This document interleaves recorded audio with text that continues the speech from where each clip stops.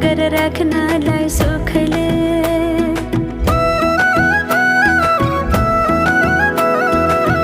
कति गरौँ तिम्रोमा बयान, गर्देऊ अब बेलैमा कल्याण। कति गर्छौ बयान मुखले, आटगर राख्नलाई सुखले।